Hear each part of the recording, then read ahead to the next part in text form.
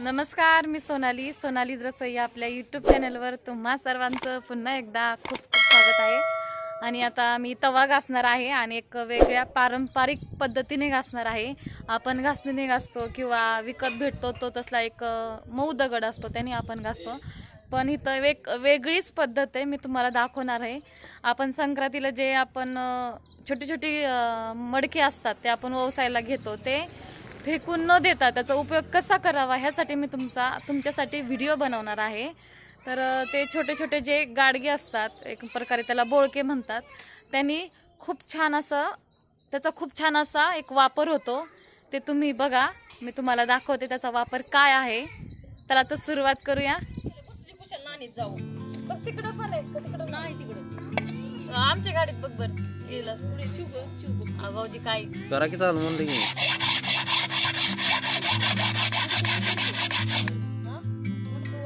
मग असं काय घासायचं कसं?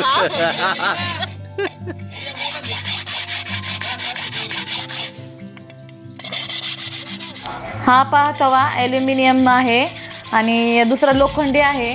तर आपण संक्रांतीला जे आपण मडके आणतो व्यवसायाला, ओवसल्यानंतर आपण काय करतो, काम झालं की फेकून देतो। तर फेकून न देता त्याचा असा उपयोग होतो हे आपल्याला माहीत नसतं। तर त्याचा उपयोग असा होतो, हे तवा घासायला एकदम छान असा सुंदर तवा पांढरा शुभ्र निघतो। आणि बघा मी तुम्हाला घासून दाखवते, खूप छान असा निघतो पांढरा शुभ्र, अजिबात त्याच्यावर क्रॅश वगैरे ओढत नाही। आणि हा तवा चुलीवरचा आहे, ह्याच्यावरती चपात्या भाकरी वगैरे सगळं केलेलं आहे, म्हणजे असं जास्त काळा झालेला आहे। आणि शिवाय दररोज हा तवा पांढरा शुभ्र घासून काढतात आणि अशा तऱ्हेने आता माझी चाष्टा पण करतात साईडने, त्याच्यामुळे मला थोडं हसायला पण येतंय। आणि अशा तऱ्हेने हा तवा घासत आहे मी।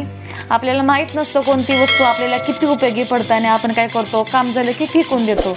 तर अशा तऱ्हेने असा तवा पांढरा शुभ्र निघतो ना। आपण काय करतो, बाजारात एक तसला पांढऱ्या कलरचा दगड भेटतो, ते दगड आपण विकत आणतो। ते एकदा दोनदा तवा घासला तर पूर्ण ते विरघळतो एक प्रकारे, तो म्हणजे घासून घासून पूर्ण विरघळून जातो।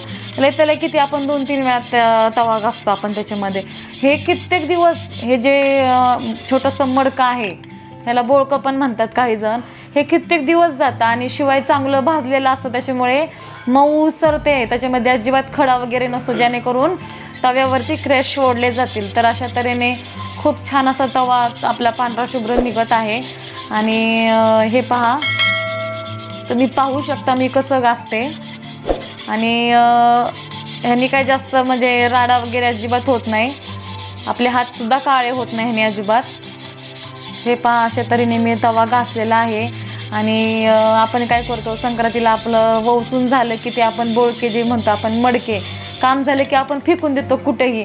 आणि मी भरपूर दिवसांनी आज गावाकडे गेलते, म्हणजे त्या दिवशी गेलते, तेव्हा मला ती आजींनी घासताना बघितलं। मग मी ठरवलं की आपण असाच एक व्हिडिओ बनवायचा आणि दाखवायचा तुमच्यासाठी। हा व्हिडिओ बनवलेला आहे मी, आणि शेवटपर्यंत बघत राहा व्हिडिओ, मी तुमची खूप अशी आभारी राहील। आणि हे पहा, हा लोखंडी तवा आहे, लोखंडी तवा, आणि तो पण किती म्हणजे छान असा निघतो। तर अशा तऱ्हेने हे जे बोळके आहेत, तुम्ही ह्याचा वापर करा, नक्की छान असे तुमचे तवे घासले जातील आणि खूप छान असे निघले जातील।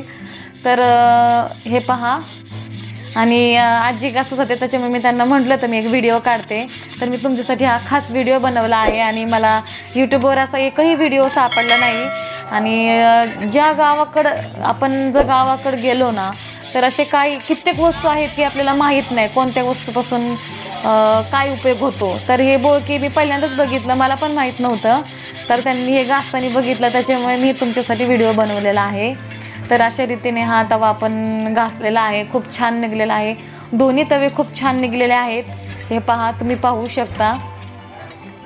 आणि आपण काय जास्त लांब पण आपण काय बोळके वगैरे काय लांब फेकून देत नाही। आपण कुठं घराजवळ कुठं किंवा आपल्या घरात पण असतात, आपण ह्याच्या वेळेस आणतो जेव्हा दीपावलीची पूजा असते, त्या दिवशी आपण आपली झाडणी असते त्याच्यावर आपण पूजा मांडतो। म्हणजे एक प्रकारे त्या बोळक्यांवरती डिझाईन असते, त्या डिझाईनवर ती डिझाईन असते आणि त्याच्यावरती पंती असते, आपण ती देवाऱ्यावरती ठेवतो। आणि त्याच्यामध्ये आपण ती जो काय प्रसाद असतो दीपावलीच्या पूजेचा, लक्ष्मी पूजनेच्या लक्ष्मीपूजनाच्या दिवशी आपण ते बोळकं मांडतो आणि त्याच्यामध्ये ते लहानवरती पणती, तर ते सुद्धा तुम्ही डिझाईनचं घेतलं तरी चालेल, हे नाही घेतलं तरी. तर अशा पद्धतीने आपले तवे घासून झालेला आहे पारंपरिक पद्धतीने. कसा वाटला हा व्हिडिओ, आणि छान वाटला तर मला नक्की कमेंट करा आणि माझ्या चॅनलला सबस्क्राईब करायला विसरू नका. माझा हा व्हिडिओ पूर्ण बघितल्याबद्दल खूप मी तुमची आभारी आहे. धन्यवाद. रामकृष्ण हरी.